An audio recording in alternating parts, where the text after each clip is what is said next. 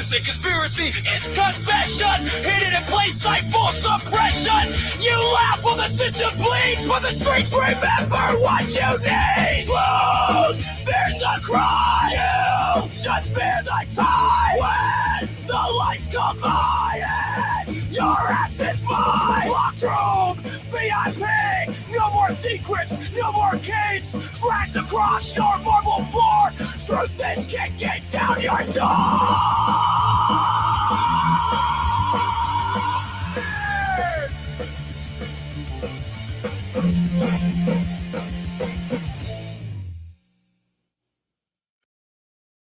I said I'm young and believe the vow. Stars and stripes, I wear them now. Trained to fight and trained to lead. Wore the flag like it was all I need. I went to war, that was my goal. Buried brothers filling bullet holes. Did what I had to cause that was the cost. I came home proud but broken and lost. The other party used me and threw me away. Now I see through the games they play. They wrapped their lives in red, white, blue, but the blood on my hands was never for you. It was never for you. They said freedom, they said truth, but fed me hate since I was a youth. Republican dreams, conservative pride, just uniforms for the Green Day hide. Where were they when the VA failed? When my friends came home and we all derailed? Where were they when we screamed in pain? Too busy chasing power and gain. All the party used me and threw me away. Now I see through the games they play. You bring support to wave your flags while you turn your backs on body bags. Don't turn your back on the fallen. You say that I betrayed you. I bled for this country. What did you ever do? You cheered for war. Then you ran from the wounded. I see who the traitors really are now! I gave my all. You gave me lies. Soldiers die while your empire thrives. Call me woke, call me lost. You never paid the fucking cost. And the party used me and threw me away. But I won't be silent one more day. I fight again, not for your pride, but for every soul you left behind. The party used me and threw me away. But I won't be silent one more day. Justice ain't red, justice ain't blue. It's the truth, and it's coming for you.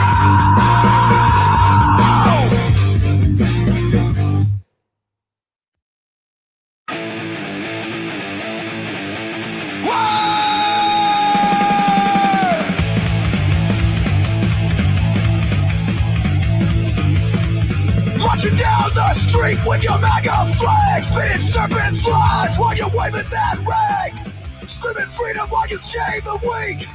It makes me sick every time you speak. Beneath your cross, beyond your screen, you sold your soul for a fascist dream.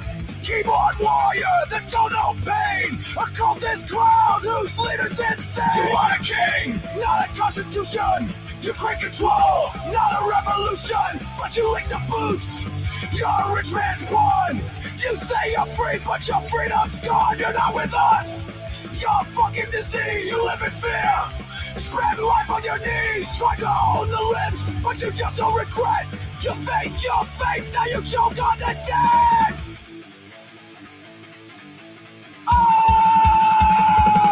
The party of law and order, but you storm the hill. You back the blue except when you're out to kill. You wave a gun in your neighbor's face. Fake ass patriot, you're a fucking disgrace. History watch while you took your stand. We saw what you did all across this land. American patriots don't kneel to a king. You're a fucking simp sucking that cinnamon ring. You are a king, not a constitution. You create control, not a revolution. But you lick the boots. You're a rich man's pawn. You say you're free, but your freedom's gone. You're not with us. You're a fucking disease. You live in fear. Spend life on your knees, trying to hold the limbs, but you just don't regret. You faked your fate, now you choke on the dead.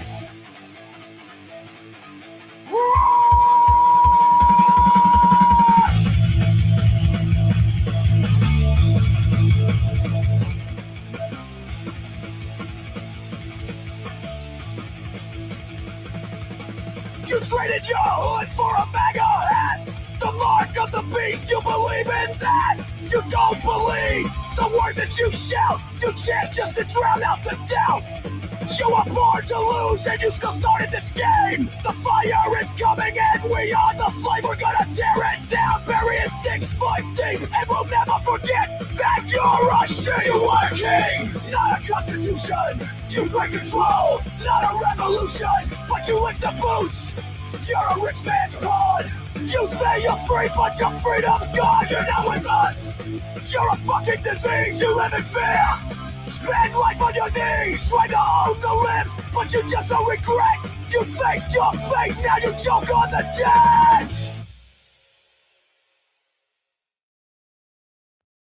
One, 2, 3, 4, 26, 47.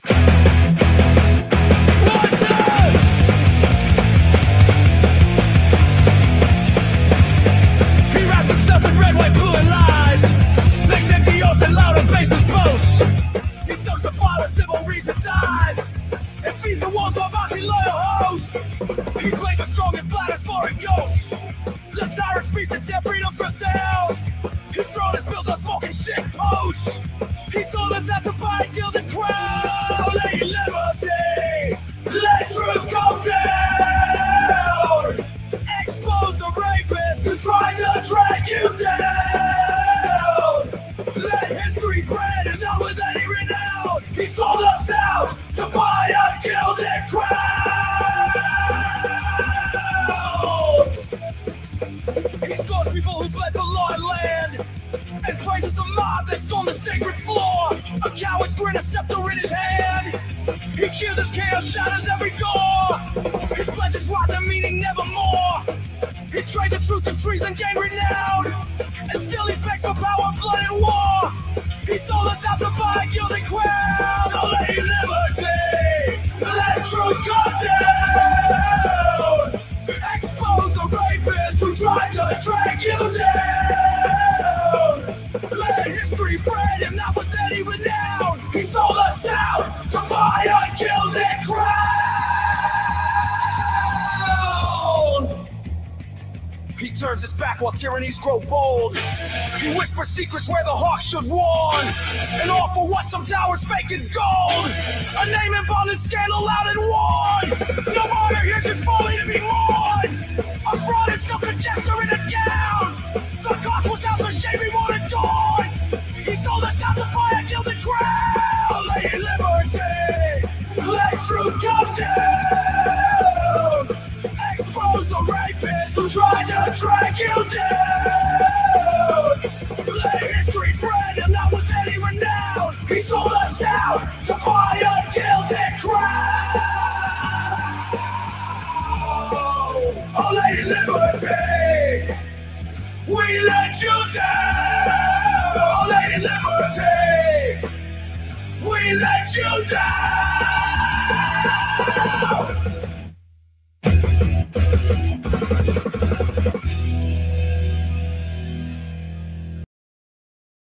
Now it's time for the throw punch!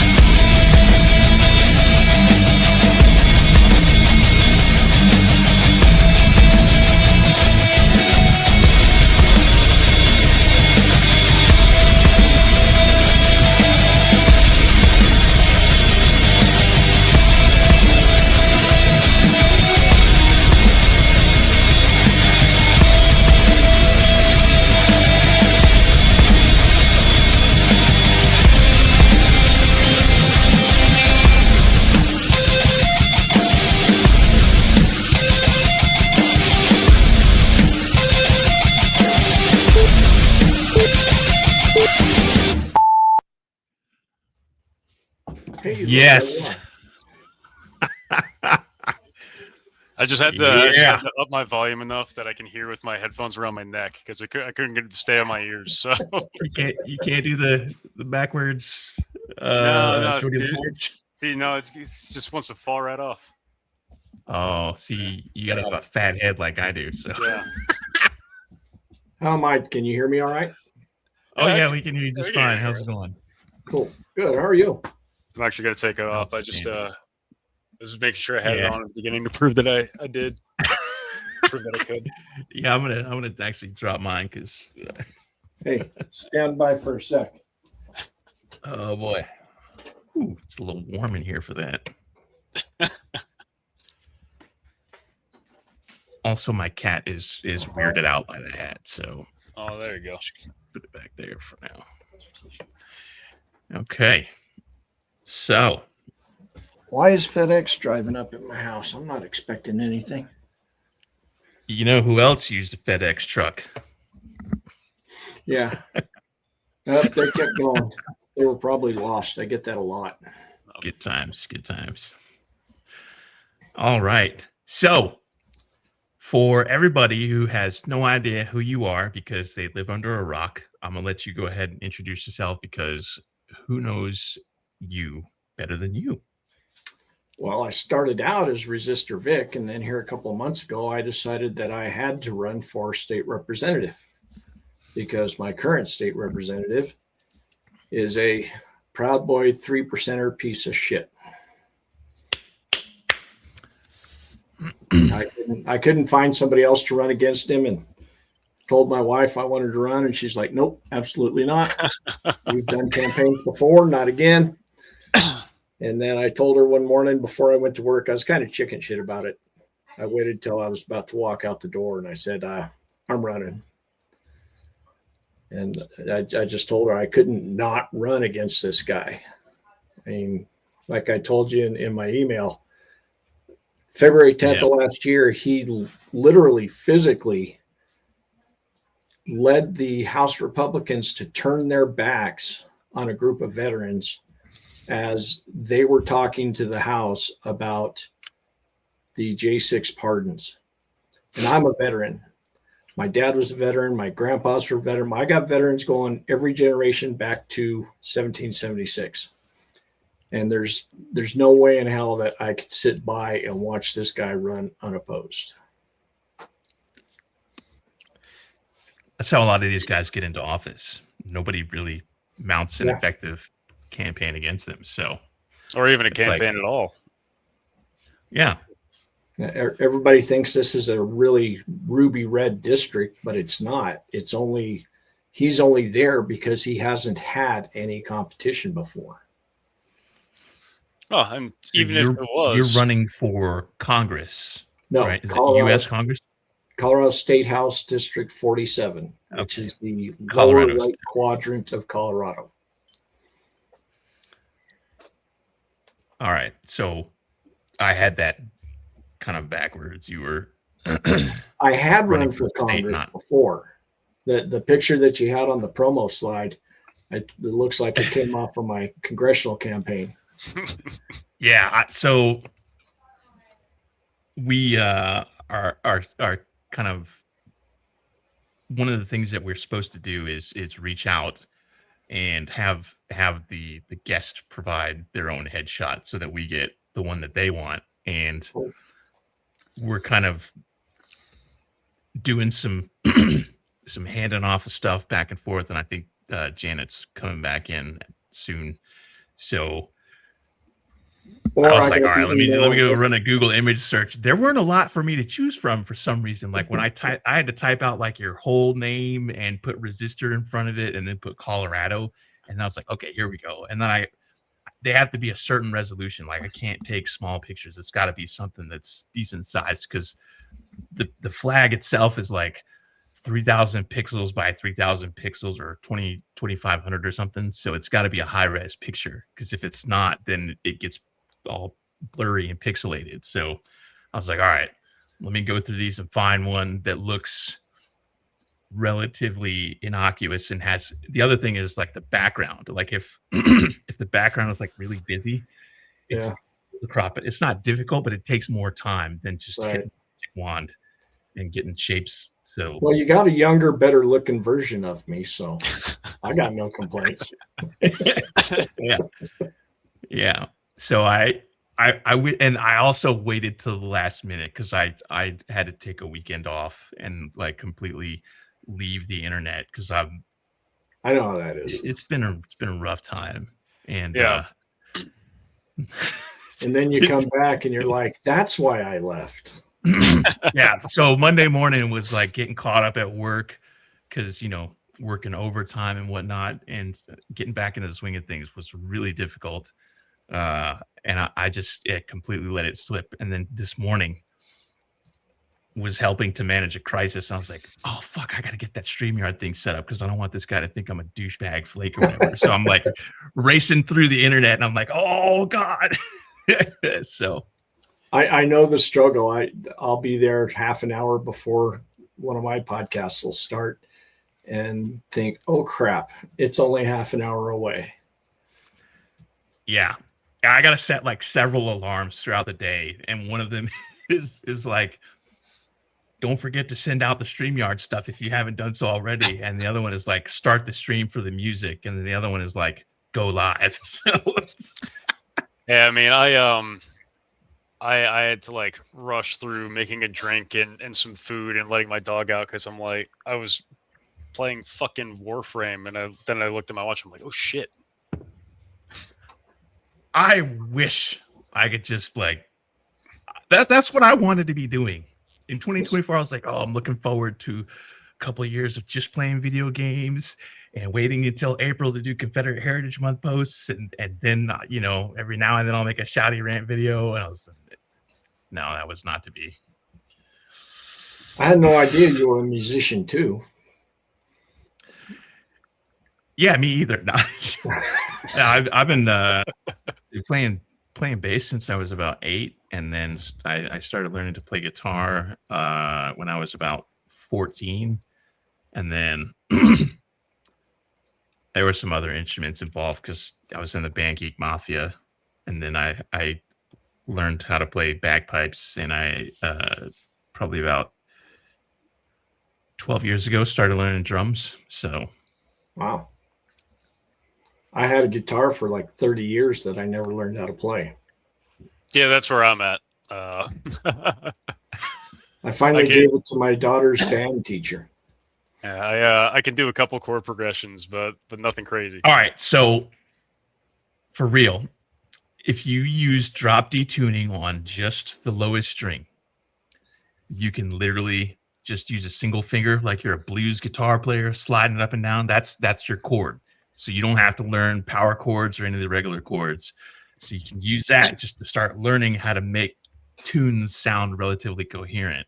And then you start learning, chord progression and stuff like that with the actual chords playing in regular pattern. I don't know what they call it because I always saw myself as more of a picker. You can do that too. Like there's a couple of different styles of bass guitar that I play. And sometimes I play my bass guitar like a lead guitar because like I'll just get into it. I'm like, I'm enjoying the thing. I'm like, yeah, let's throw in a little frill here. And I'm like, I can improve on that thrill. So I'll be like, just then all of a sudden I'm like, all right, calm down, Ace Frehley with the bass guitar. So I did have a question, Vic. So you entered the race a couple months ago, right? Right. So far, what's the opposition been like? How's what's the enemy situation? Less than 24 hours after I announced, he put up some crazy ass Facebook post accusing me of sending somebody out to his ranch to harass his family.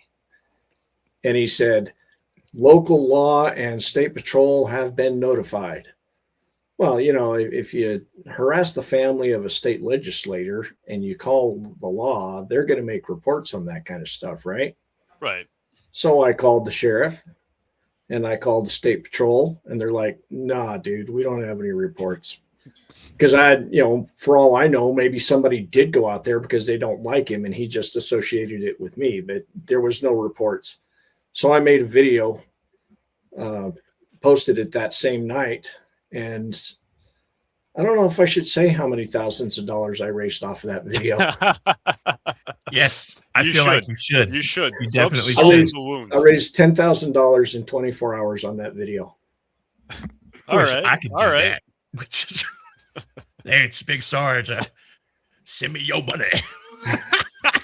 Hey, I've got the greatest internet followers, social media followers of any content creator. They're awesome. I don't know. Tim, we could argue that we have better ones, but I've- social media I've seen followers this. is how you got stuck with me. So I've seen his social media. It's pretty legit. I was like, okay, this dude's got his shit together. I'm envious. I'm like, he's gonna be on our live stream? What?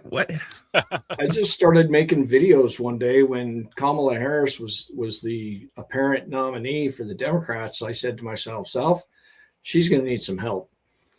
And I made a Facebook video, and literally nobody saw it. And I had this TikTok account that I'd posted one video on a couple of years before, Raz and Lauren Boebert. And I thought, well, let me try that TikTok thing.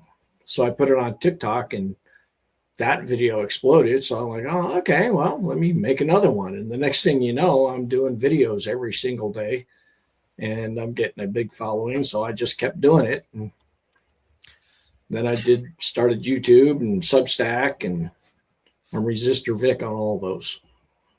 And now I'm on monetizing Facebook too. So yeah, remember. All right, so I got your picture Oh, go here, ahead. and I'm gonna share this screen real fast. If I can figure out which one of these stupid buttons. Oh, here we go. All right. Like I haven't done this a billion times. All right, share screen, share window. There we go. Tim, All right. Tim, you can't share what's on your screen unless you just like stop reading chat.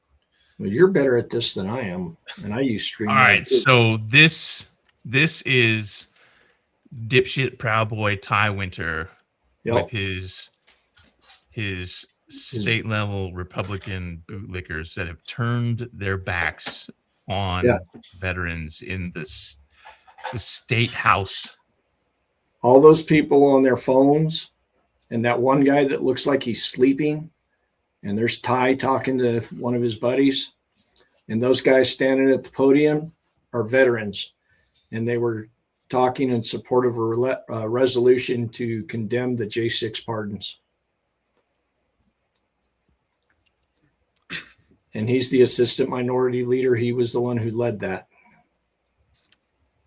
And this is why I say that Republicans don't give a shit. Republican politicians don't give a shit about veterans. No, It is shit like They never this. have. Well, I mean, to them, we're just fucking props to get another re-election. That's it. and about a week ago, he had the gall to stand, because you can watch the feed from the State House. He's standing up there next to a veteran at the podium talking about some small bill for monuments and stuff, talking about how we need to honor and cherish our veterans. And I was like, are you kidding me? Honor these nuts, bitch. Yeah. So- I mean, it like seeing all these kinds of things. It reminds me of the first video I saw from you. And actually, I rewatched it earlier today about where you talked about like was it like a town hall where a fella came up as an ex-Republican and talked about how concerned he was about the rhetoric of Republicans being evil, but like, I just they are. I mean, I'm not a religious person by any means, but like it, what else can you call it? there's not another word for me. I mean, Yeah. And when we talk about Republicans, I don't know how old you guys are, but when I was a kid, all of the Republicans were railing against everything that this Republican Party is doing. I mean, The- I'm young enough that I have never known a Republican Party that acted any different than this current one, to be honest. So I'm sorry. I enlisted in peacetime in the early 90s. So that's how old I am. And I remember when the Republican Party turned away from veterans, and it was the Tea Party. So Newt all those Gingrich. Tea Party sumbitches can kiss the fattest part of my fat Scottish arse. That's when it was 2007. That's when it started. And I presume it actually was well before that, but you know. Yeah, they've always wanted to hug us and wrap a flag around us for a photo op when it comes to campaign time, but they've never really cared. They've never supported the veterans, especially. I mean, even looking back throughout history, so much of what the Republicans do now are things that, you know, like Reagan did half the shit too, and it's only when it starts to, when reality really hits the wall and somebody gets as mask off as Trump does, that people are like, wait a minute, this sucks actually. Eisenhower was the last Republican that cared about veterans. So I am friends with, I'm associates, acquainted with Katie from 50501 Veterans. Shout out to Katie if you're watching. Hi, Katie. Katie and I were talking a couple weeks ago, and she said something that I had kind of in my brain, it made sense, but when she put it into words, I legitimately almost started to cry, because it was like an epiphany, like just hearing the words vocalized. And what she said to me, and I'm not going to get this correct because I don't remember the specific verbiage, but essentially what she said was, people in the military tend to presume that it's Republicans who love the military because when Republicans are in charge of the budget, it's the military that gets all the good shit, the fun toys, the really expensive stuff. They want the military to be able to kick the shit out of people. But once they leave, it's actually the Democrats who care more about the veterans and making sure that the VA is funded and that legislation gets passed to help veterans, especially combat veterans. And when she said that, I was like, I felt like I had opened the door to a really cold walk-in freezer on a hot Atlanta, Georgia day. I was like, oh, like it made so much sense to me. I'm like, that is the way that I have felt, and I've not ever really had anybody put it into words. And when she put it into words for me, I was like, oh my God, that makes so much sense. Katie is great, so I love her for that. You know what I can't figure out is there are a handful of veteran Republicans in Congress, and those guys go right along with the VA cuts and the bullshit that Trump is doing without any protest. I can't figure that out. Well, it's because they get in bed with the military industrial complex, which doesn't care about anything but creating more war to make more money. So Yeah. any money, any single dollar that goes to anything beyond buying weapons is, in those people's eyes, a waste of money. I mean, they sell their soul to the devil, stab their country and fellow veterans in the back. So, for example, a couple of weeks ago, we had Brian McInnes on the stream, the Marine who had his arm broken by the Navy SEAL guy. And it turns out that guy does a lot of investments at the most auspicious moments when he makes a great profit by doing his investments and then turn around and selling off stock and stuff like that. So he's actually a multimillionaire. And so it makes sense to me that, you know, these politicians that make a ton of money don't need the VA because they can just literally walk into the hospital and like hold up a credit card and be like, yeah, sure, whatever. I'll have 7 kidneys removed. I don't know. That's hyperbole, but the point is these guys are wealthy enough where it's just not an issue for them. But for the average, Vietnam, Korea, World War II, even post 9/11 guys, now we're getting in our 40s and 50s and shit, and it's like, we're average Joe, and we need the VA if you even believe in going to the VA, because there are a lot of people who are just like, I've heard so many bad stories, or I've had bad experiences where I don't want to go there, and I don't want to have to deal with that bureaucracy. Plus, it sucks. So it's like I do kind of have active beef with the VA right now, so it's like I'm yeah. up there. They won't send me my fucking meds. Yeah. My dad lived an extra 20 years because of the VA. He was a truck driver. He didn't have money for health care. It was only the VA that kept him going. And he never had one single complaint about any of the care that he got at the VA. Yeah. It's I think what a lot of people don't realize is that, or specifically people on the right don't realize, is that VA healthcare is very high quality. The only problem I've ever had is with their automated systems and the bureaucracy, right? And all that stuff has been intentionally gutted by Republicans. The same way, people will complain about long lines for NHS in the UK, right? It's good quality healthcare. You can't get the healthcare because they gutted it to privatize it. Right. So here's $1 million question, and this is a lot of what my campaign's about. As the federal government under Trump keeps cutting and destroying our systems and our programs, how do we still take care of people? And the answer is we have to make our states stronger and able to do that. And that's basically the kernel of my plan for representing my district, is to build up the systems, take away access to all of the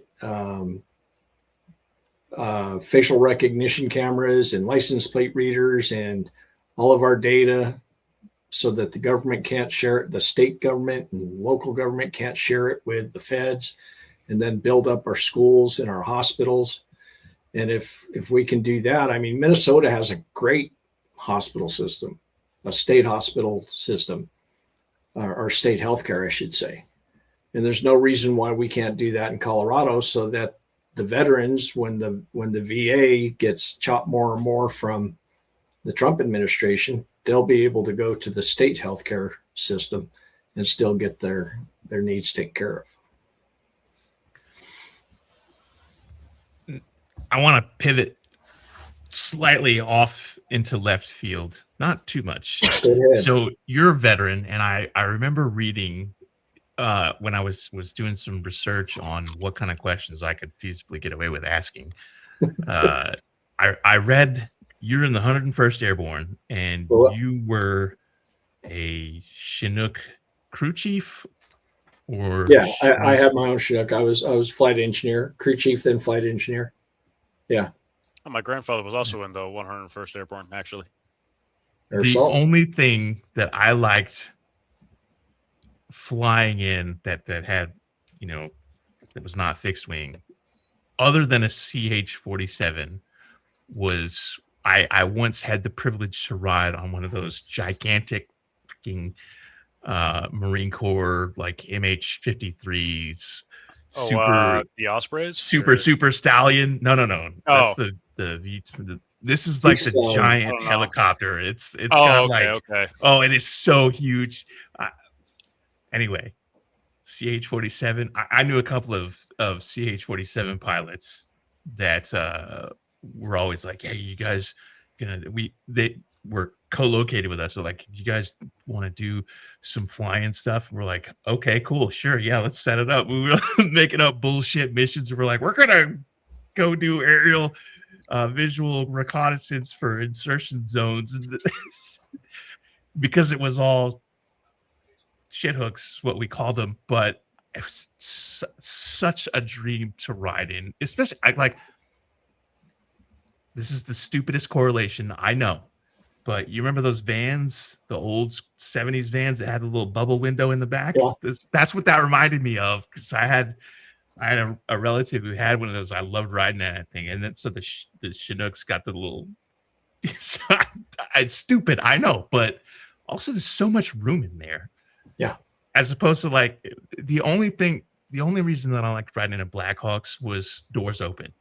Yard And guard. watching that there's always that one guy who's like, oh, I'm gonna sit right here in the doorway, and he would sit in that one seat in the very back that's all the way on the edge, and as soon as the doors open, this is what your face was like the whole way. So I loved watching that guy. I realized what a dumbass he was, but that other than, I was like, okay, are we going on the Chinook? Oh yes. Yeah, when I was Anyway, in, sorry. the Blackhawks were fairly new, and they had lots of problems. So, like when we were in Honduras, we had to go rescue a Huey that went down near the El Salvador border, and they were like, "Okay, who wants to ride out in the Blackhawk? Who wants to ride out in the Huey?" We were fighting to ride in the Huey.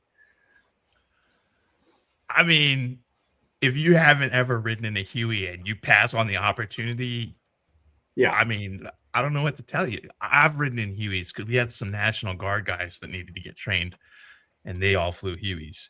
And I was like, oh yeah, man, can we wear our ODs for this? So it's like I wanted to do the Vietnam experience because just the rotors on those things, the sound that they make is iconic. And I was like, oh man, I want to do some tour of duty A-team in platoon shit just to hear that noise. My prep for going down to Honduras was to get as much music from the 60s as I could. And if you don't play Fortunate Son, are you really what are you doing with your life? That's like a rite of passage.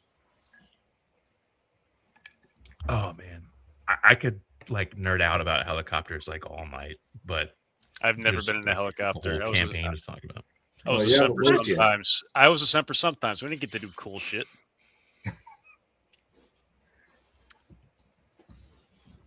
I don't even get a full GI Bill, dude. What makes you think I got to be in a helicopter? I don't even get my full GI Bill. What makes you think I get to go in a helicopter? Well, you're young. You know, you might get a chance someday. Maybe. It's an experience. Like, it's an experience I want to have, to be clear. But if people like never get that opportunity, especially people in the military, because they go hand in hand almost. I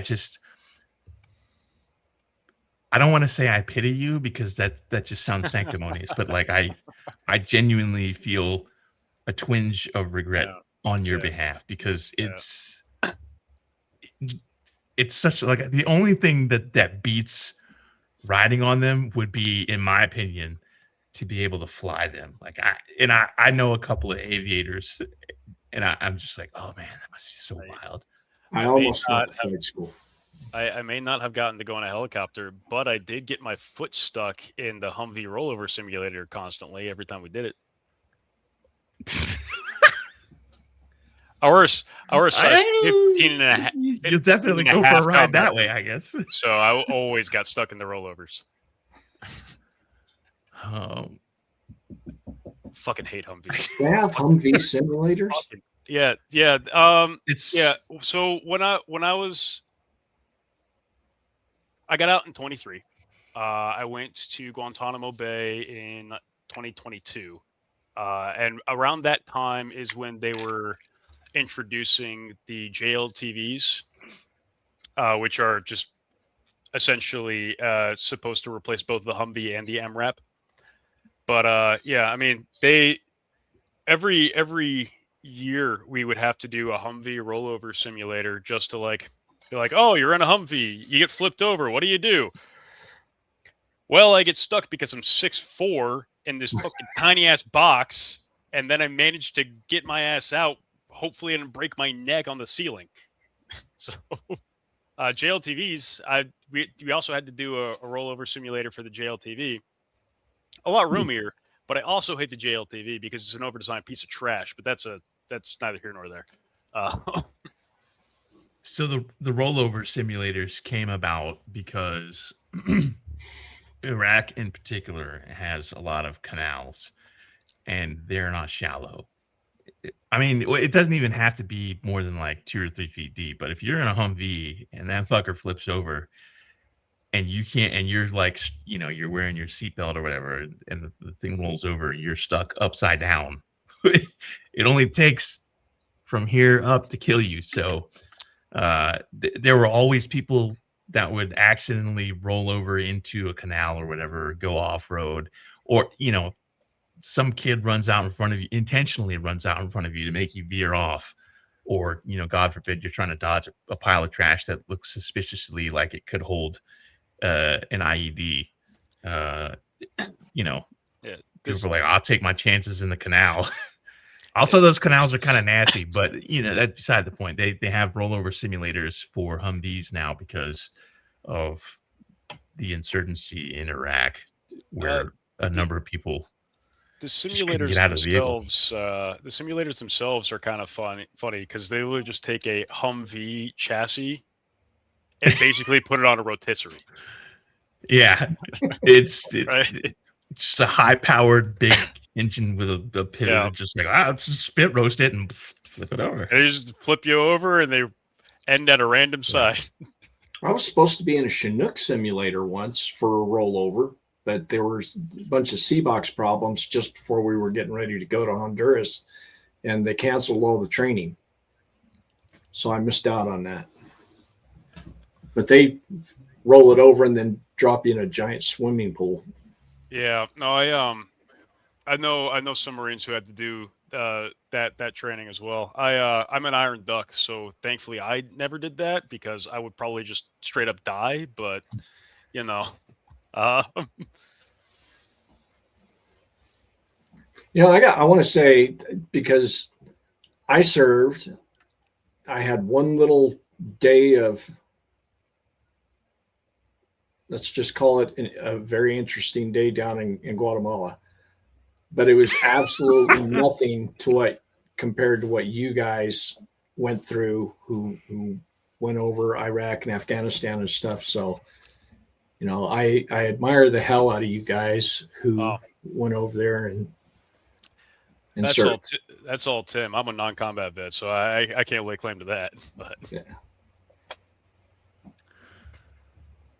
I haven't been to Guatemala, but I have been to Panama to go to the jungle. I remember more about the sharks than I do the jungle warfare training center. That's how old I am. Well, mine was just, I didn't even know we were being shot at. I kept hearing the snap, wing. Like, what the hell is that? Heard it like 3 or 4 times, and then I looked up and saw the guy running at us with a pistol, and the Guatemalans took him out right about the same time. I was like, oh, that's what that was. And yeah, that kind of rattled me a little bit. One of my pilots was a soldier of the army, the soldier of the army. He was a Warrant 1, and he got to Warrant School because he made it to soldier of the army. And he was super gung-ho. I mean, this guy was, and he was a great guy. He was a really nice guy. But he was super gung-ho, get some all the time. And he was there when that happened. And within a day or two, he had to come back stateside because he got rattled. I got all philosophical about it. Like, this guy wants to kill me just because I'm wearing an American uniform with a flag on it. I didn't do anything. We were carrying food. What are we doing wrong? So I wasn't even in the military yet. First time I ever got shot at. Oh. It was. I was at work actually. I was still in high school, and it was I was working at a skating rink, and the skating rink had just bought a putt-putt golf course that was right across the parking lot. We shared the same parking lot, and they decided to buy that property. and I had to go over there for, I don't even remember what the manager was like, hey, I need you to go over to the putt putt and get so and so to come back over here, whatever. And I was walking across the parking lot, and all of a sudden I'm walking past this truck, and the window blows out, and I'm like, what was that? And I hear, and I was like, hit the ground and like rolled away underneath somebody's truck that's being shot. I think it was just random. And yeah, so. And you thought that was so much fun, I'm going to join the Army. I know, right? I was like, let me go join the military in peacetime. I'll be safe there. Fucking Oops. what? 6, 7 years later. The math ain't math. Yeah, 7 years later. How wrong I was. How long do you think it's going to be before we start seeing 60s type protests on the Washington Mall over this Iran stuff? I am, part of me is like, why are we not doing this now? But then another part of me is like, it makes total sense that all these internet slacktivists don't want to go out there and protest, because it's like, oh, I could just change my profile picture on social media to the picture of an Iranian flag to show my support for the people of Iran. That's called internet slacktivism. So on the one hand, I'm like, why are we not doing this? But on the other, I'm also like, I know why. Because I think if calmer heads don't prevail and Trump starts doing some of the things he wants to do, or Hegseth starts doing the stuff that he's gung-ho to do, I think that we might start seeing some real protests about it. So that actually, not to say that 501 and No Kings aren't real protests. That's not what I'm saying at all. So 50501 Veterans, which is the organization that I mentioned, Katie, I just called it 50501 and completely screwed that up. So 50501 Veterans and a whole bunch of other veterans organizations actually just did a protest in I think the Rotunda yesterday, and I saw that. They all got arrested. They were there specifically to protest the war in Iran. And I feel like there needs to be more of that. Yeah. Protesting, but also like, what does it say about a government that's like, we're going to arrest a couple hundred veterans because they dared to protest?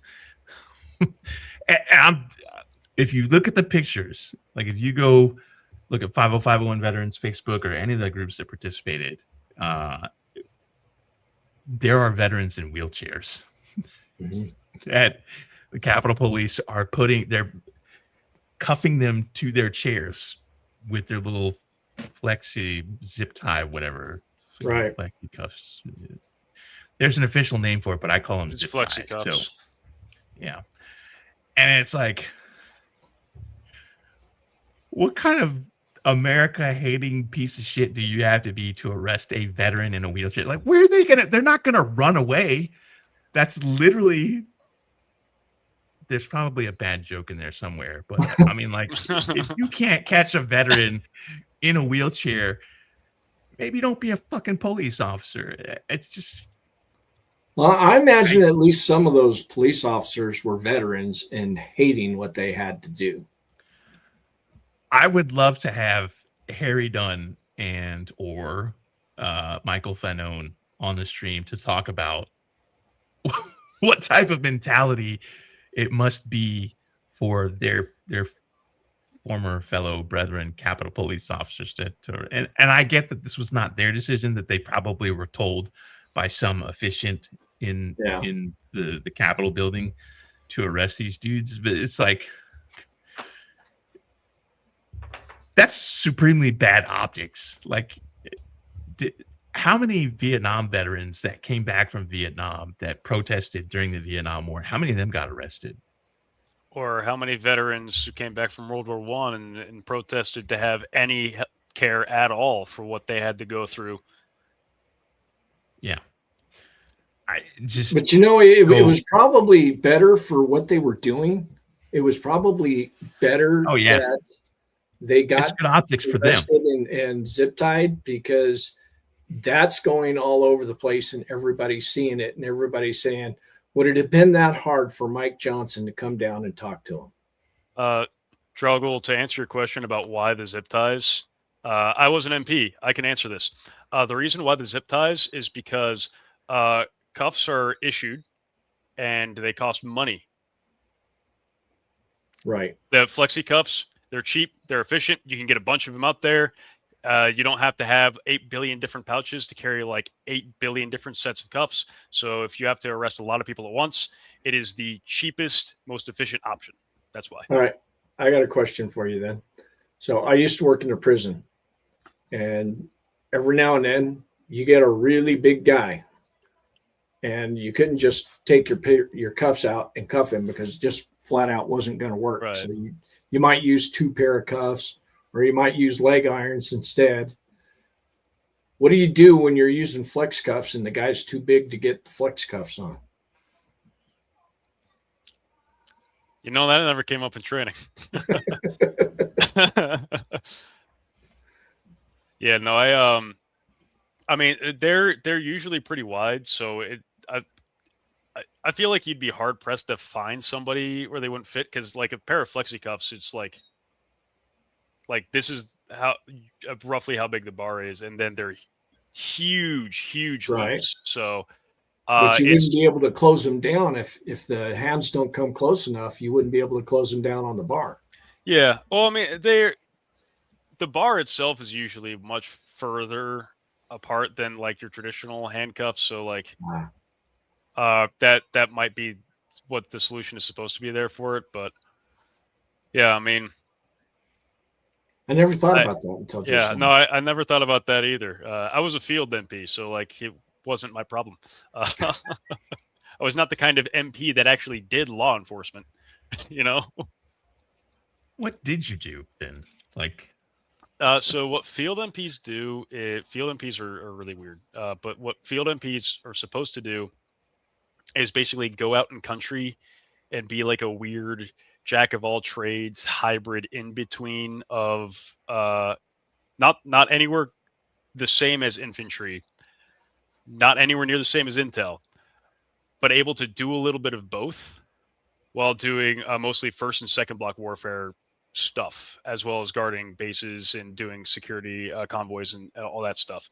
So what field MPs will mostly train, not to the same standard, but most of my training was spent doing training infantry tactics and all that stuff, so that, you know, in the event that I ever did go, you know, in country, and, you know, the veterans that were in my unit who did, they mostly just did like first and second block war security patrols, you know, and got shot at, right?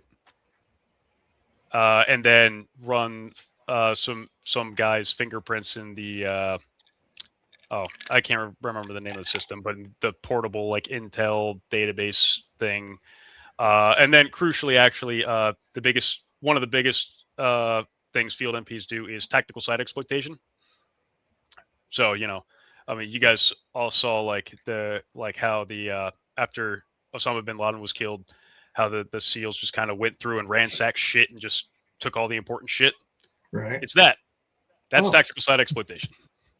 So I remember like I had a neighbor, like our barracks at one of my duty stations was shared with MPs. They tried to keep them on separate floors because we didn't mix well.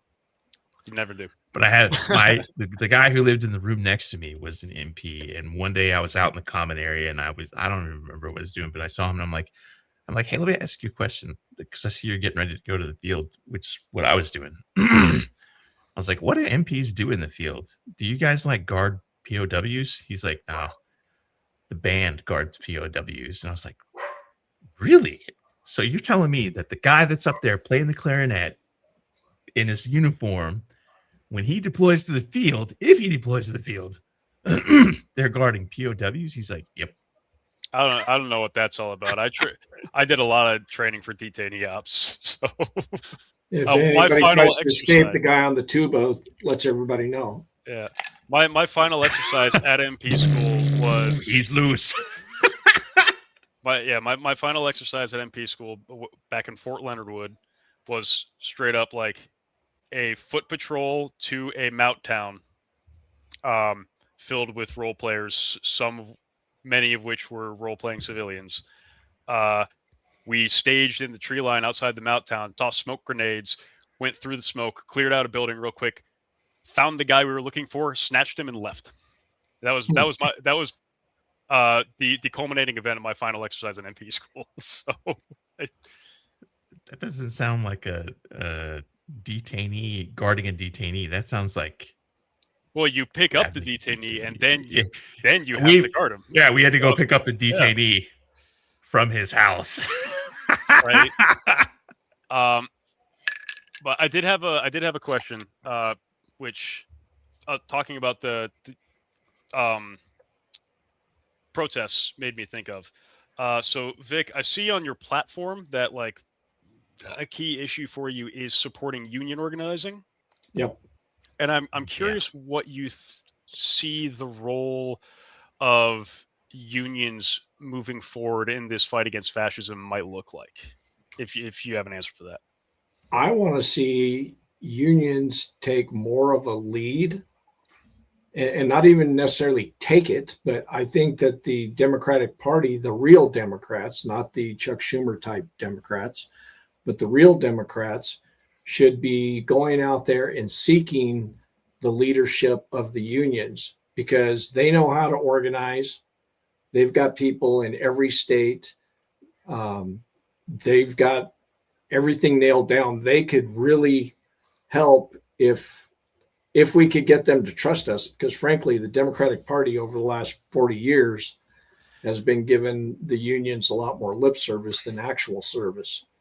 So I think that if we could, we've got to build the unions back up to build the middle class back up.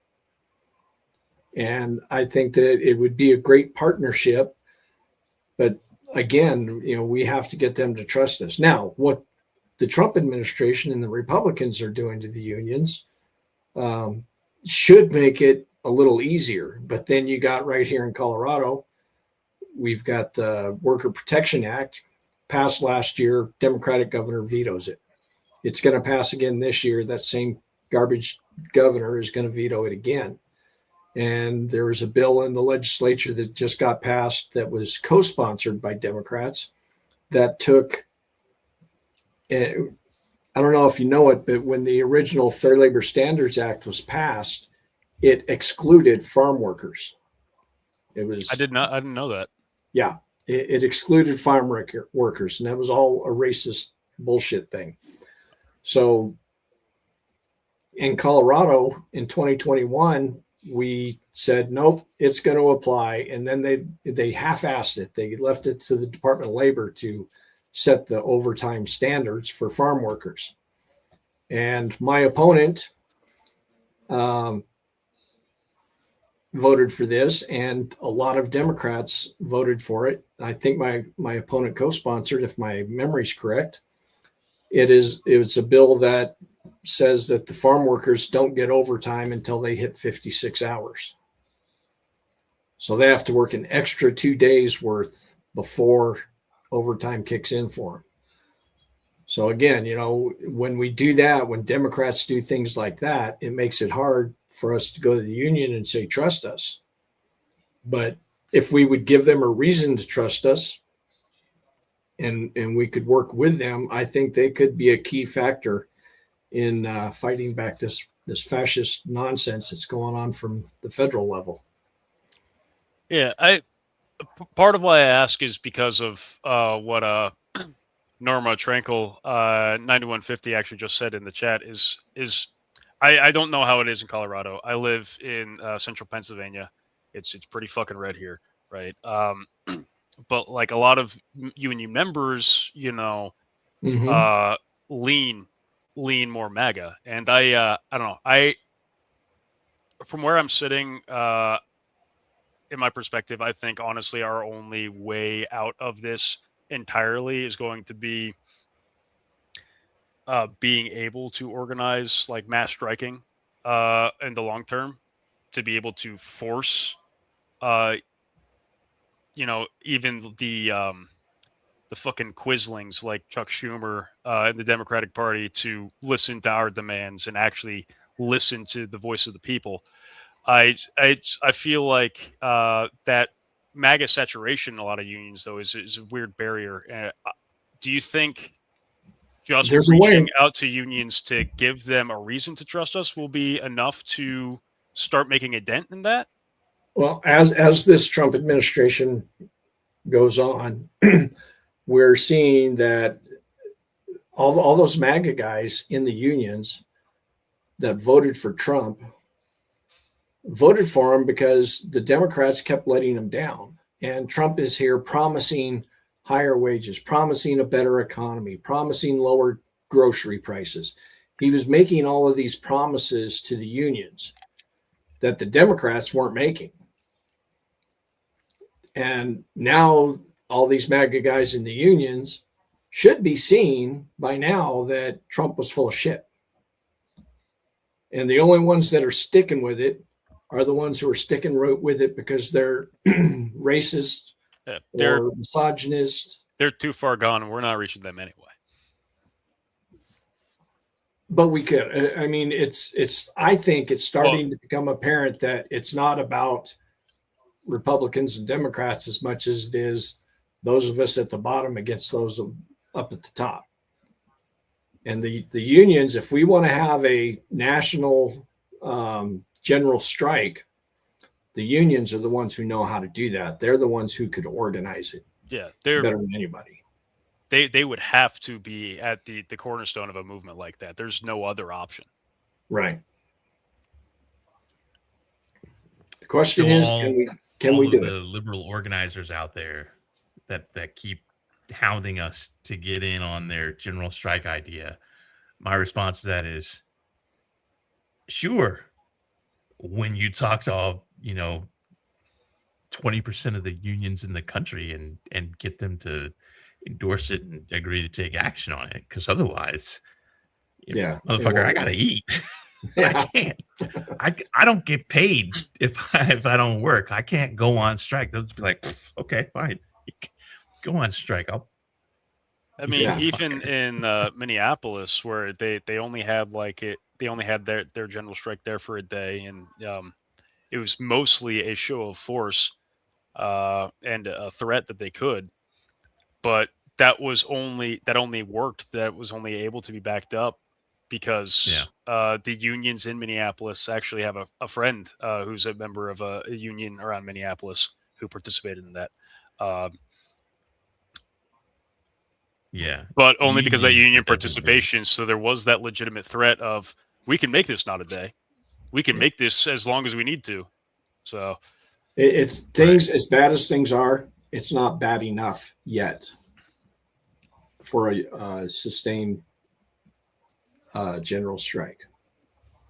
The thing is, though, and I don't mean to, neg anybody's opinion, but so I still have family that live overseas, and I have a lot of friends. There are also a lot of people that follow Sons of Liberty that are overseas that are not Americans, and their whole thing is like, why are you guys not out in the streets every single day protesting? It's like, we don't have universal health care. We don't have universal basic income. We don't have the type of safety nets that you have over there. And we can't afford to miss a single day of work. That's literally, and the reason why you tend to see so many Republicans that are out there like going around, they're clearly not working, but they can spend all day, every day for 2, 3, 4 weeks walking around with a cell phone camera, asking gotcha questions to people. And the reason is because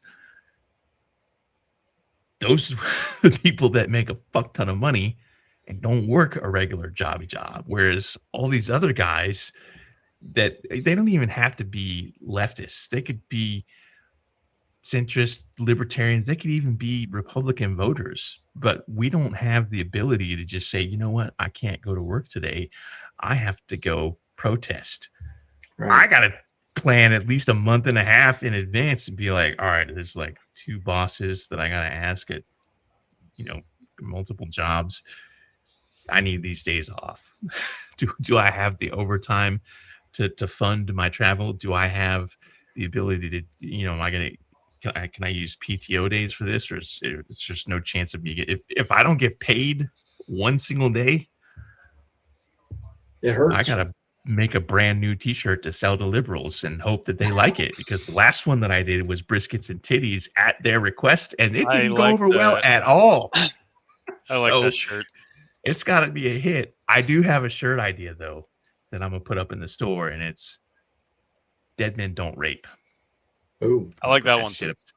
Etsy's going to take down though. I guarantee you, Etsy's be like, "You're inciting violence again." So it's going to be a crapshoot. Anyway, I can't miss a day of work, and I know there are tens of thousands of people that would otherwise be out there protesting, except for the fact that protests only really work when it's on a work day, and that work day inconveniences politicians. If you're protesting on a Saturday, standing on the side of the road, you're literally just waving a sign. And that is one reason why I have always consistently said negative things about protests that are really just rallies. Well, if you're and they are, but and that's the people. I've got some flack from some locals because I haven't been at enough protests. It's not that I don't want to, it's that I 20 miles into town, but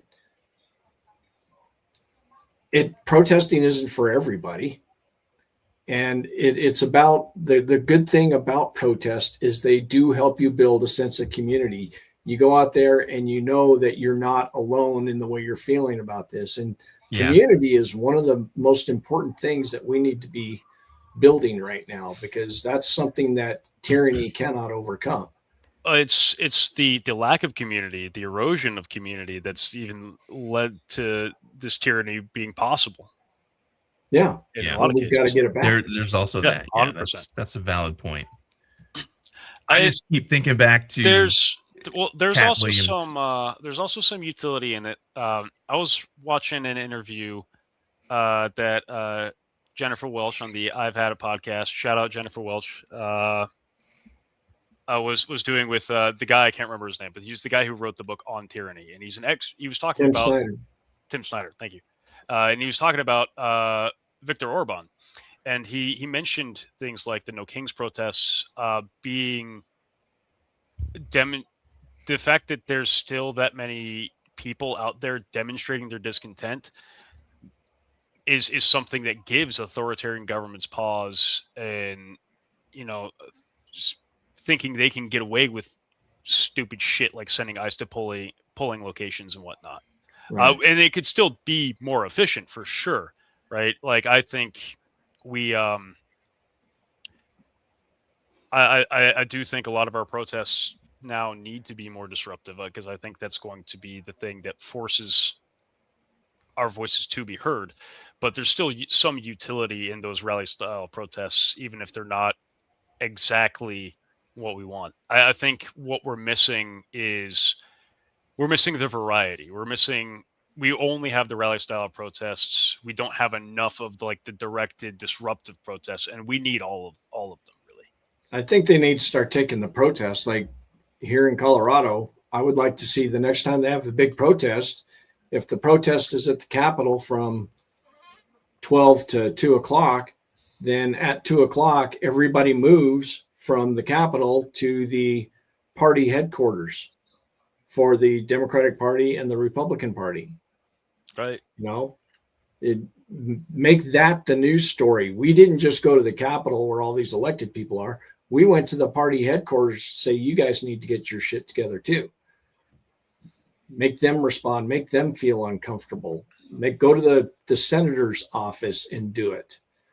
Don't just go to the Capitol where nobody's there that day. Right. Because, I'm not going to pretend I didn't enjoy making Nancy Mace's staffers uncomfortable. One of the times I went to the Capitol, but I'm making her staffers uncomfortable. I'm not making the party uncomfortable. I'm not really Right. making her uncomfortable, right? Well, and that's kind of the flip side, and kind of contradicting myself a little bit. But so many of our elected people really don't care if you're protesting, right? But if we weren't out there protesting them, then what we've seen out of the Trump administration so far would be so much worse if people weren't taking to the streets every now and then and saying, no, we're still here and we're not going to sit quietly. If we were sitting quietly, then I think it would be a lot worse. I agree. I do agree. 100%.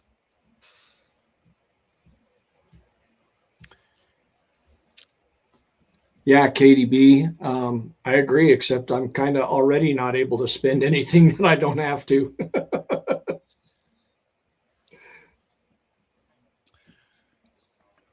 And that comes back to the crux of my issue is, you know, I personally have seen people, 1,000+ people, go into a single congressional office building, and it definitely made waves. It made news. It had politicians suddenly paying attention. And I agree with you about the community building aspect, and I agree with you about the bolster to morale to see people out there doing a thing. And it can be a great way for someone who has never been to a protest before in their life to go to a rally. But if you haven't been to one in the year of our Lord Dale Earnhardt 2026 by now, what have you been doing? And I get there are people out there that have to work, but there are protests like every month. And at this point, everybody should have been to a protest by at least one. And I feel that protests are more effective when there is some element of direct action associated with it, even if it is just making sure people are registered to vote, that their registration is still valid. If they're not registered to vote, helping them get registered to vote, those kinds of things. If we're all just standing around holding signs on designated protest area, it's not as effective. And the media doesn't care. They only care when it's, oh, by the way, millions of people protested across the country. Here's 300 of them in Lake Wobegon. And the vast majority of people are, that's it? That's all you had? Because they're not looking at the big city stuff. Because the average American who doesn't live in a big city doesn't care about that type of thing unless they actually win or they have a reason to be invested, which is why I personally advocate for having something happen. Go protest at congressional offices, whether it's your local office on a designated day of protests, which we have done with our partners at Flair and Citizens Impeachment, or showing up to DC and going into the halls of congresspersons and senators. But a lot of people can't afford to do that because they just, those people don't work on Saturdays and Sundays. So protests that are on weekends, like, what are we doing here? Oh, Again, give us some direct action. I'll tell you how it can make a difference. One, like one of you guys just said, registering people to vote. I mean, you go look at a protest, and what do you see? You see a whole bunch of young people, right? More than anything, you see young people. But when you go and look at who votes, the young people aren't voting. If this election turns out that all of those young people who went to these protests also voted, then in the future, that makes a difference. That because then you're telling them on one day, look, here we are, you better listen to us. You didn't listen to us, we voted your ass out. And the next time the politicians see a protest like that, they're like, maybe this time we'll listen. And I think also, like, skeptical. I think both sides of the argument are valid, and that's why like I said, in my opinion, I think we need a mixture of both, right? We need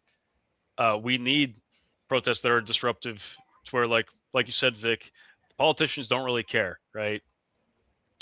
They're going to care if, they can't get the work. They're going to care if they if it hurts their bottom line. They're going to care if, it's actually disrupting ability to function in good order, right? Right.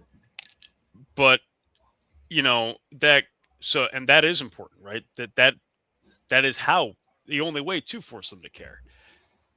And again, on the other hand, like just that community building, just that rallying, it's easier to get a lot turnout for that, which does matter, right? And that community building,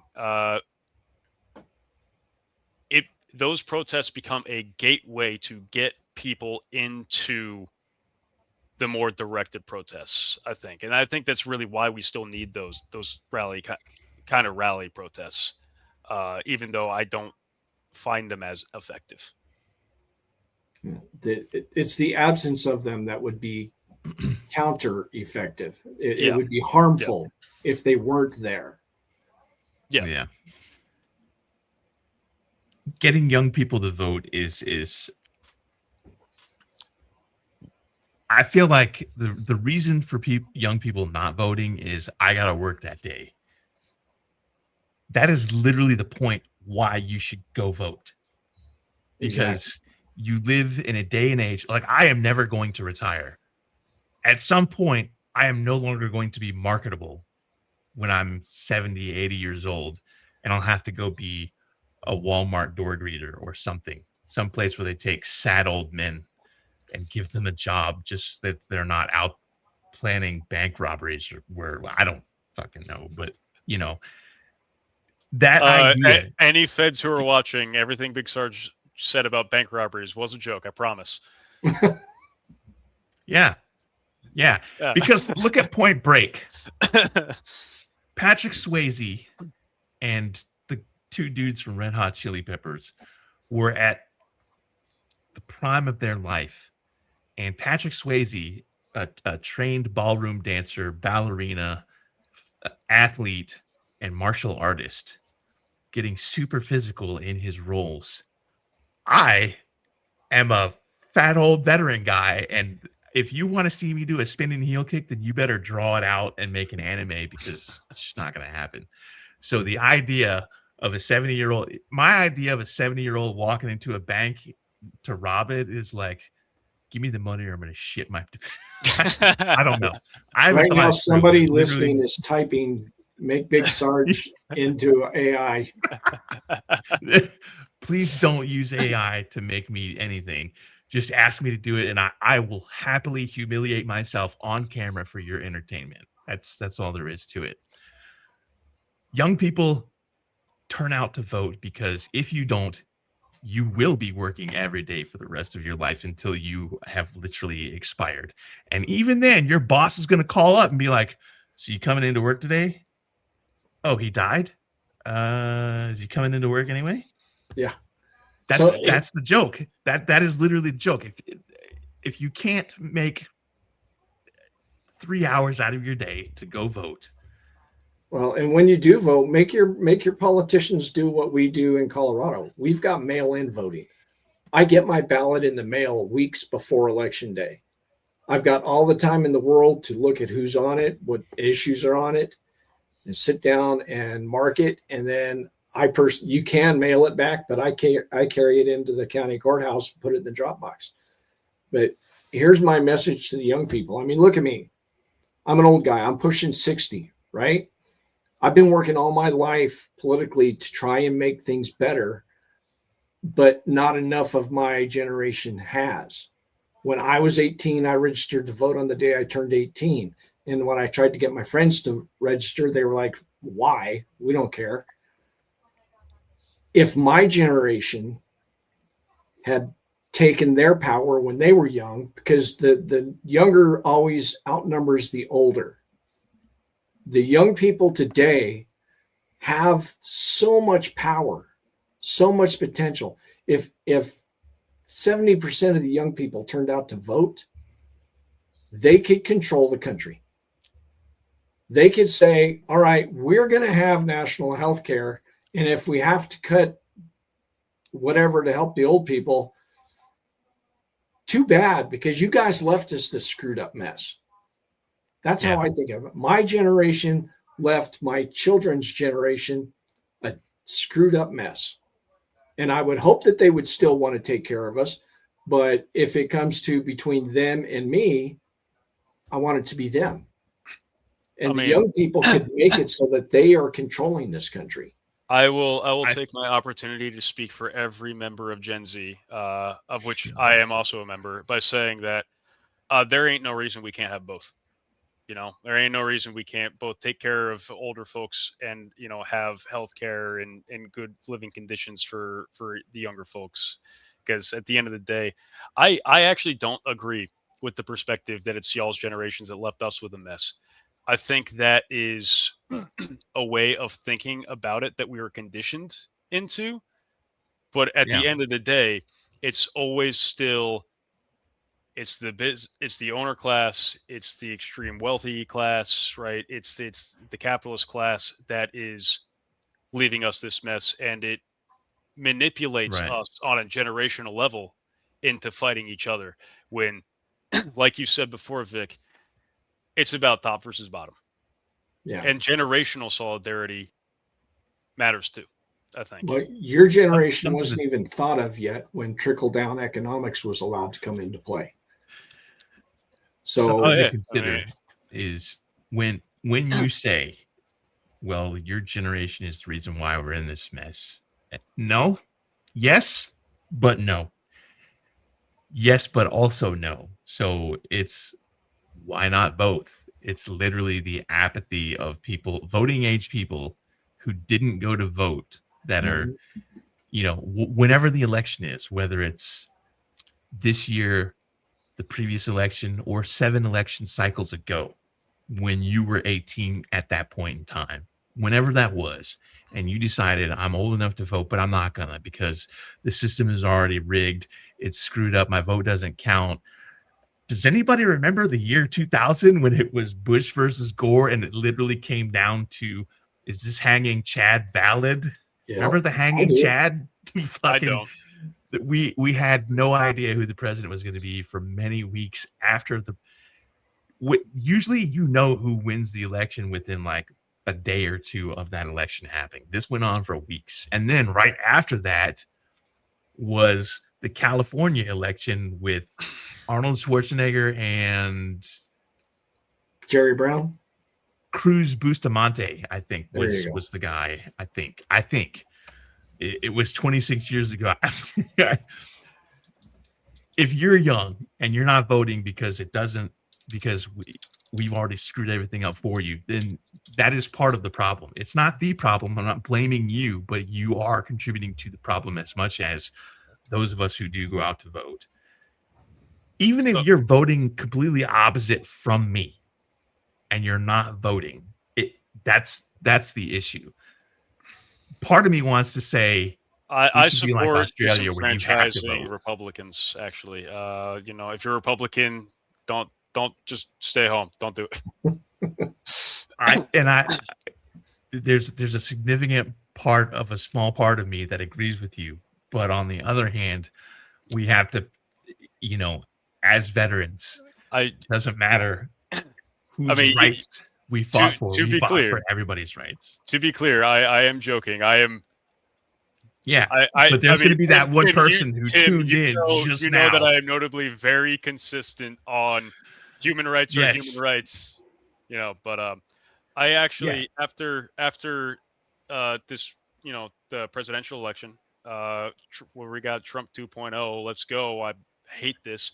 I was talking to my sister's boyfriend. He lives in New Jersey. I actually just sent him a message on Discord, letting him know I'm about to shit talk him on a live stream. But he lives in New Jersey, and he was very much like he didn't vote because he didn't think it mattered, right? And Trump won, and he's like, well, you know, it still wouldn't have mattered. Yeah, I live in New Jersey. New Jersey always goes blue in, you know, presidential elections. And I sat down with him because he made the mistake of saying that he didn't vote in front of me. I sat down with him and I looked up. I was like, okay, what's your address? And I looked up his district. I don't remember which district it is. And I'm like, oh, okay. Was your congressional representative up for election same day? Oh, he was. Who won? Oh, a Republican. This is all of the policies that a guy who is your district representative that you didn't vote against wants to do that fucks with my sister and your girlfriend. There you go. He votes now. Yeah. Local elections. Yeah. Local elections are important. And it's the local level that really, really, really, really matters. And I spend a lot of time talking to other folks in Gen Z about how crucial those are and how if our vote didn't fucking matter, they wouldn't be trying to suppress our vote. Exactly. yeah. And the 25-year-old guy who's running for school board today is running for Congress tomorrow. Yeah. Something that ties into what you were talking about is local elections. Like here in North Carolina, there's a race over somewhere in like the central part of the state where there's a sheriff that's running for office versus, I think, an incumbent. One of them is the incumbent. And that race has become very, very bitter, or it had until recently the guy finally conceded. But it literally came down to like 11 votes. And he demanded a recount after recount after recount, swore up and down that there was something going on. And it came back the exact same number every single time. And finally, he was just like, okay, all right. But it literally, that race came down to 11 votes. Now, imagine if there had been 11 people, 12 from the other side that showed up for that guy. Yep. Lauren, everybody 80, knows who Lauren 20. Boebert is, right? Yeah. I wish Also I did. that. I think we had the person that's running against Lauren on our live stream. 100% sure. I don't remember. Yeah. Well, now it's Eileen Laubacher. She's going to be Boebert's opponent this year. Okay. Yeah. Don't. Oh, yeah. Okay. Because she changed districts. That's what it was. All right. Yeah. If we did have her on, it wasn't one of the ones that I was also sitting in on, for sure. Yeah. But that 537, I want to say, when she won her first re-election, she won by 530 some votes. That was like one person per precinct. That could have made the difference.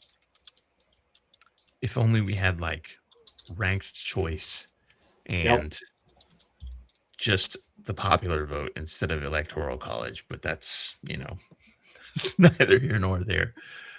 That's outside the scope of Colorado politics, unfortunately. Well, ranked choice voting is everybody's. Does Colorado have ranked choice voting? I know some states. There's a few municipalities that have it, I think, but not the state yet. There was a push to get it in the last election. There was a ballot initiative, and it lost pretty handily. I think there was a lot of misinformation about what ranked choice is and how it works. So, is trying to get it adopted statewide like a policy position that you think you might prioritize, or is that something that you support? Or it's something I support. It's something that I would vote for if it came up. But my priorities are, one, to, like I said earlier, prohibit any state or local government from collecting personal data on the citizens and sharing it with the federal government. And then I want to reform our prisons, because having worked there for 17 years, I know we lock up way, way too many people. We could save a shit ton of money by not locking up nonviolent people. Take the savings from that and clear the rape kit backlog in this state and other serious crimes that the CBI and the crime labs can't deal with. And we would have money left over to invest in our healthcare and our schools. Those are my priorities. And a co-op rancher program, so that, I don't know, you probably didn't see the news, but there's 4 companies that control the cattle market in this country, 80% of it. They own all of the meat packing plants. And the money that the rancher gets for the beef isn't even close to what what you and I are paying for the beef, right? Right. They're colluding with each other, and they're driving up prices and taking wild profits. if I recall correctly, a lot of that price gouging started during COVID, right? Yeah. And it hasn't stopped. And Biden set up a task force to investigate it. His DOJ was investigating, and then Trump came in and shut it down. And now Trump's starting it back up and putting his name on it. But the point is, my solution for that is to have co-ops in Colorado supported by state loans and federal grants, which was also another program that was started under Biden and axed by Trump. And now Trump's trying to bring it back with 40% of the funding and totally screwing it up. But the point is, by building regional meat processing plants closer to the cattle so that the ranchers get more of the value out of their hard work and making ranching more sustainable. That helps all of our communities. Those are my priorities. I mean, that's Now, very fair. are I mean, you- like it's well, as far as like the ranked choice voting, not everything can be a priority, and I do understand that. I was curious if it was something that you thought you would be able to squeeze in as well. But I'm very glad to hear though that if it came to a vote that you'd vote in favor of it. I think it's a good reform. I think every I mean, we should have it nationwide. I think, in my opinion, but I don't know how it works in other states, but in Colorado, so when I win in November, I've got from November to January, like 6th, I think it is, to figure out the 5 bills that I want to introduce.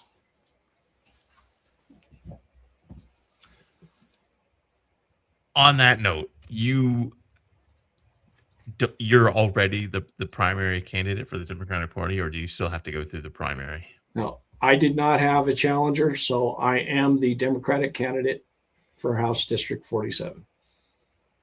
Outstanding. So you just have to go through the general election in Yeah, November. go through to the general. Right now, I'm focused on raising money and building up campaign staff, volunteers, and then the real campaign starts in around August.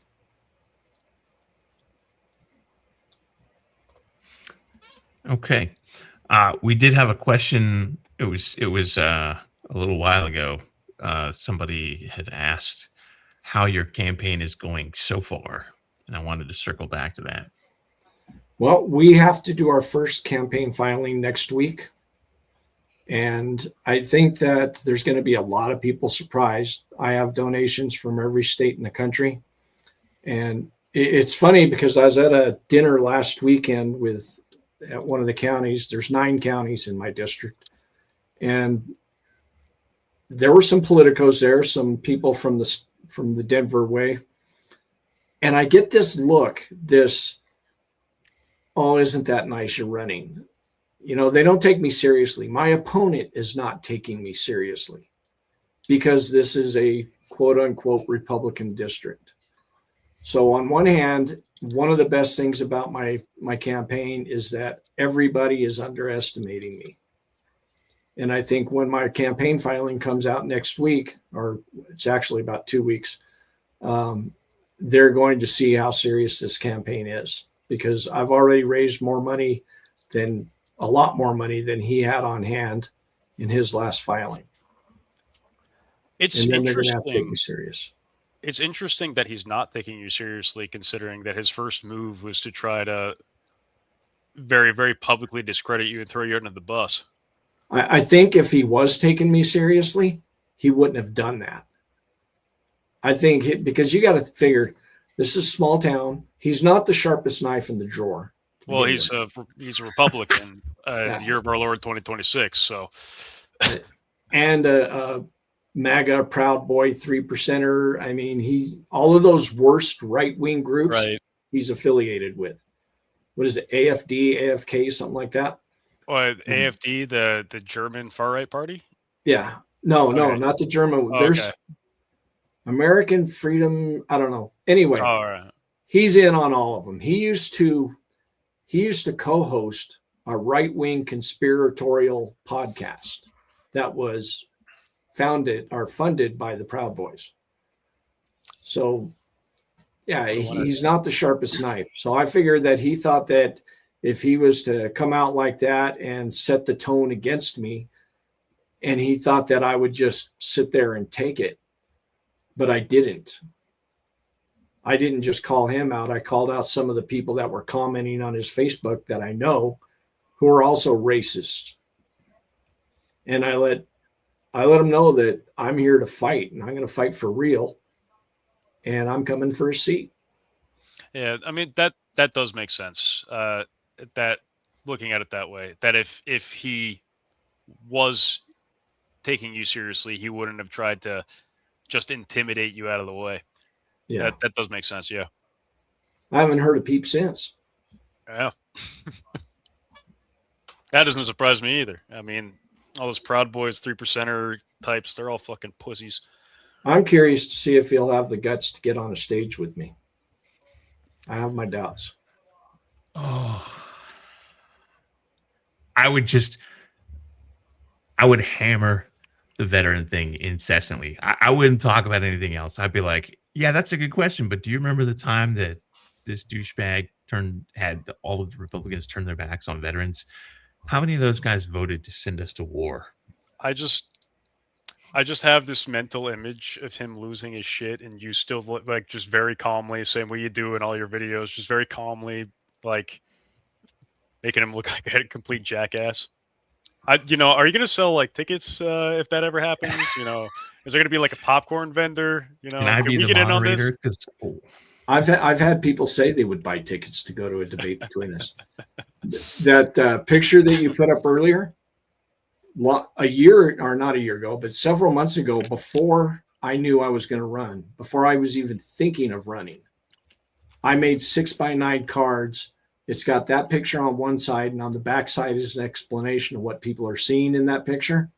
And I started handing them out. I take them to the grocery store with me when somebody says, thank you for your service, because they see my 101st pin or whatever. I say, well, thank you. And look at this. This is our current state representative. It's my mission to make sure every voter in this district knows what he did, how he treated our veterans on that day. And it's such a good, like, I mean, of course, like, he doesn't only just treat veterans like shit, but that's such a good, strong visual for you, and such a stark microcosm of the just petty evilness that he represents. It's a good thing to hammer for sure. Yeah. If I raise enough money, hint, viewers, if I raise enough money, I'm going to do TV commercials showing everybody what he did. I mean, there's no way there's no bridge I won't cross as long as it's ethical and legal. There's no bridge I won't cross to make sure everybody knows how he treated our veterans.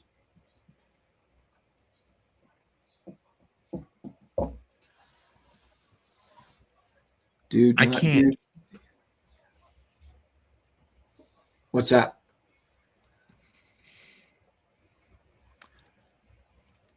I think it's in reference to a previous post, but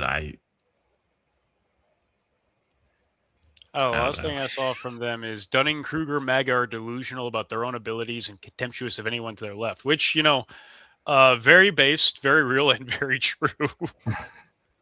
I've been drinking, so I'm not the person. I think we're witnessing the death of the Republican Party. Did I say that earlier? You did not. No. I think that 6 to 8 years from now, the Republican Party won't be any bigger than the Greens or the Libertarians. They will be disqualified from a lot of, because right now the Democrats and the Republicans are automatically on the ballot, or have a ballot position, I should say, in every state in the nation.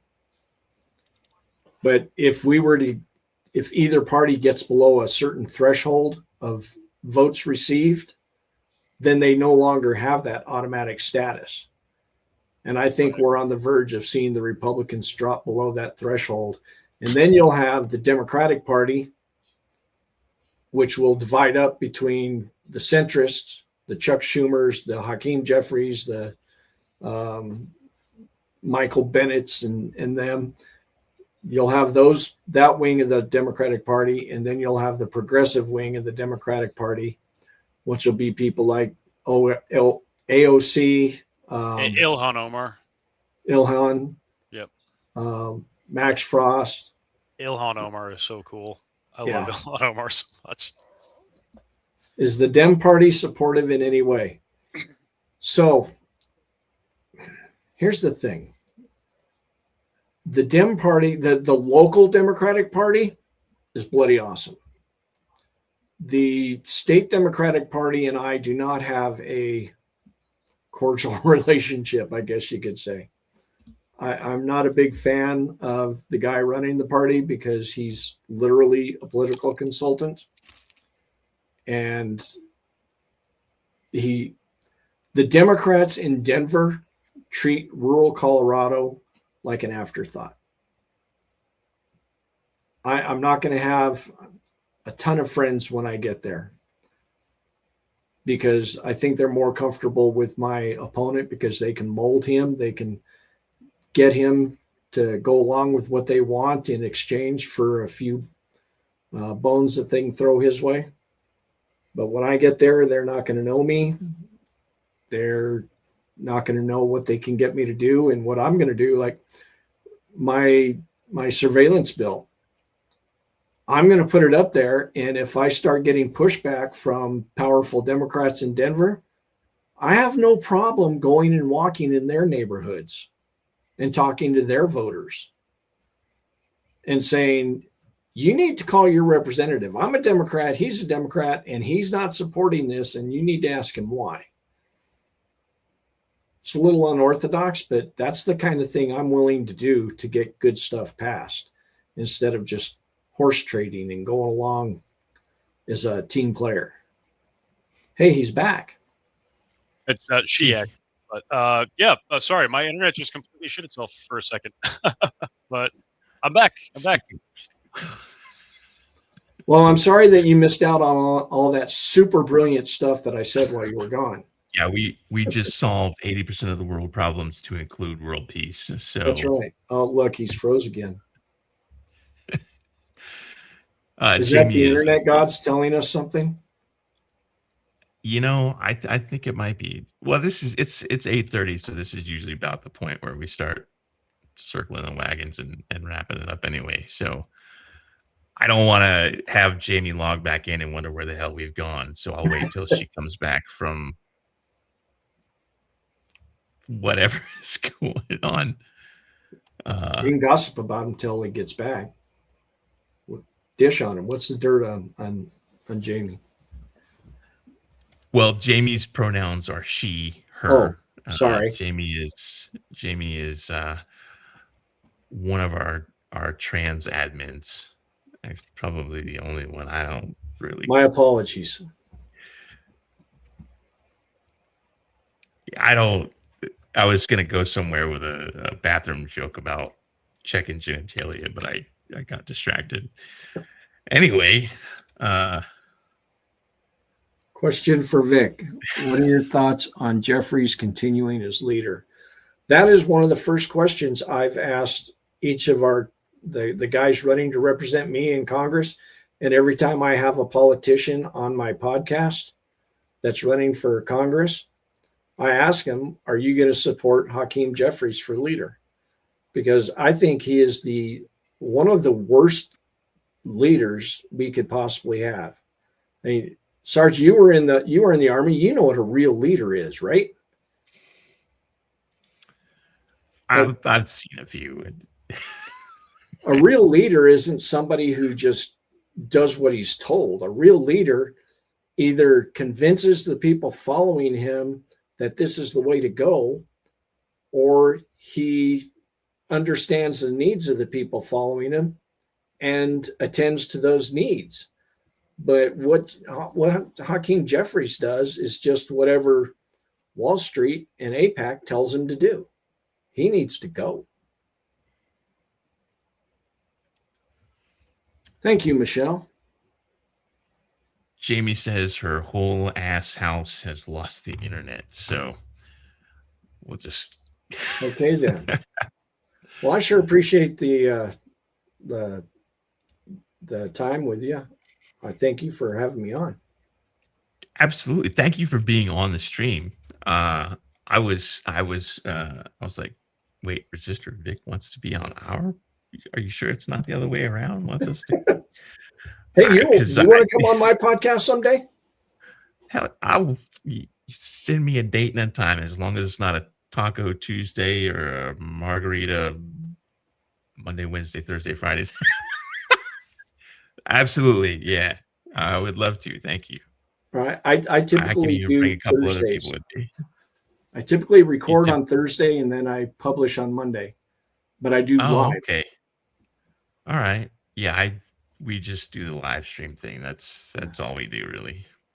I think one of the admins wanted to do a podcast, and it just kind of never materialized. So, well, you know, it is unbelievably easy because you're already doing StreamYard.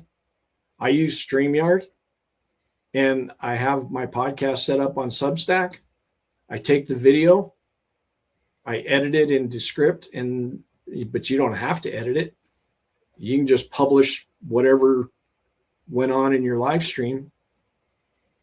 Press the record button when you do it, and then publish it on Substack, and that will go out to Spotify and Apple and all the others. Oh, she's back. She's back. I saw your message about the whole. I had to restart my modem, so. Sometimes it'd be like that. We were actually just about to start wrapping it up, but it's glad. I'm glad that you're back to witness the sign off. Yeah. I can put my hat back on. Just kidding. Oh, we're not doing that? I'm not. Damn. All right. I am. You look more like a rocker, Jamie. I've seen that hat somewhere before. I got it on Amazon. Guy from Rat wears it like years ago. So I'm pretty sure that there's an 80s rocker who wore that hat. Probably. Yes, that's exactly.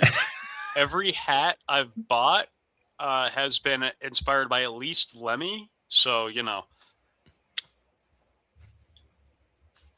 Because one of the most fantastic bass players alive. Right. I could love that guy. You know, as you can see, I like my metal. So, you know, it works out. There you go. And I am going to go download your song, Big Sarge. I got to hear that now. I've got it on another tab ready to listen to. The country one? Yeah. I'm going to have you on my podcast, and I'm going to play it as the opening.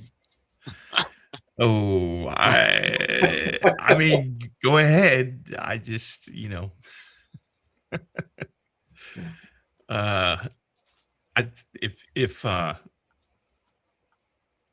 who do you host the podcast, or do you just put it up on YouTube? I use StreamYard just like you are. And like right now, I was able to connect my YouTube channel and my Facebook channel. So we're on your stream, but we're also on my streams. And then when it's my StreamYard, it's recording. And then I take it and do whatever I want to do with it. And then I upload it to Substack. And Substack publishes it out to Spotify, Apple, what's the other one?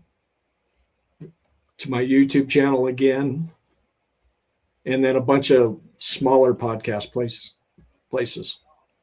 If they hit you with a warning that says that it copyright whatever, just fucking dispute it. And when they ask you for the reason, be like, I had permission from Big Sarge from Sons of Liberty, because it's I have to dispute my own videos. It's it's ridiculous. I'm like, it's literally Sons of Liberty on Sons of Liberty. It's my shit.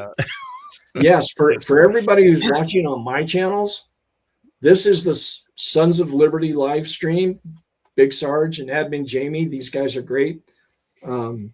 Big Sarge, these guys are veterans who are veteran activists. And I think that they're really great for left content on the internet that we need as much of as we can get. You're also very entertaining with your videos. I enjoy it every time they pop up in my stream.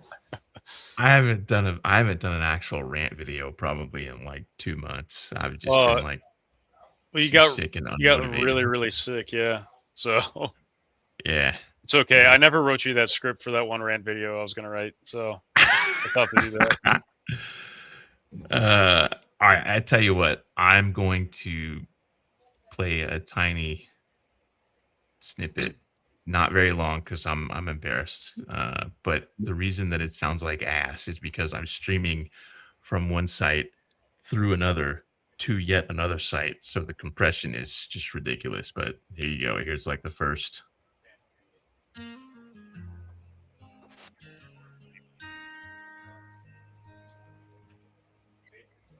We were standing by the kitchen sink.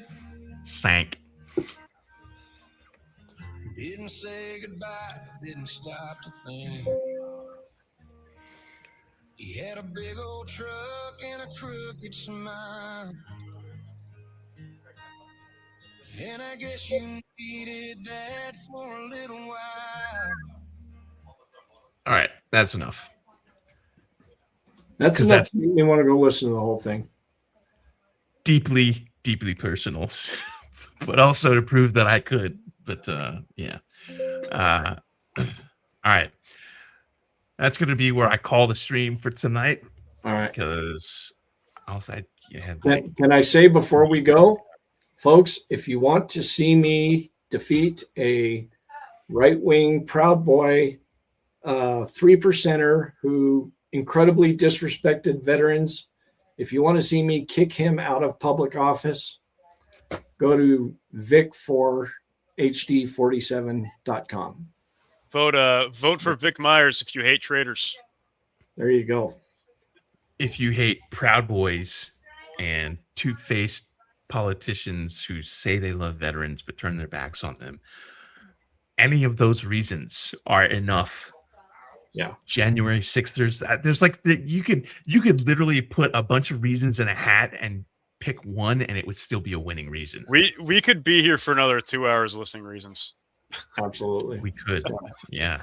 All right. Thanks again, guys. I'm super grateful for you having me on.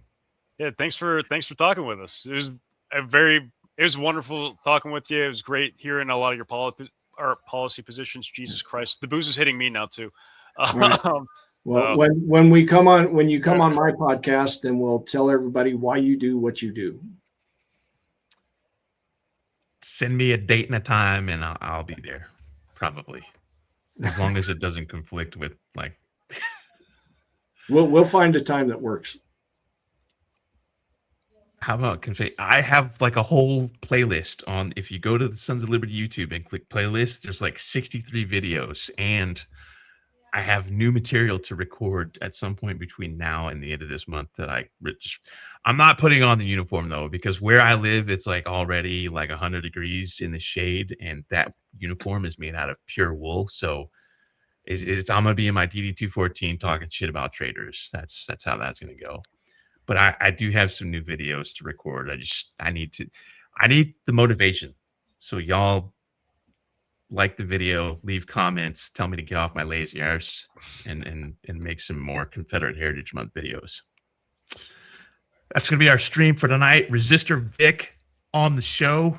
Thank you so much for gracing us with your presence for an hour and 44 minutes that you could have spent doing something else. I know you got a campaign to win, and I look forward to following up with you before Election Day so that we can see where you're at and what help we can provide to you. And I'll be happy to just send me a date and a time. You got my email. Yeah, so you got my phone number too. Let me know when, and I will drag a couple of Sons of Liberty people with me, and we'll have a good old time. I will be in touch. All right. Outstanding. 2 claps and a Rick. All right, later, guys. Ah. All right.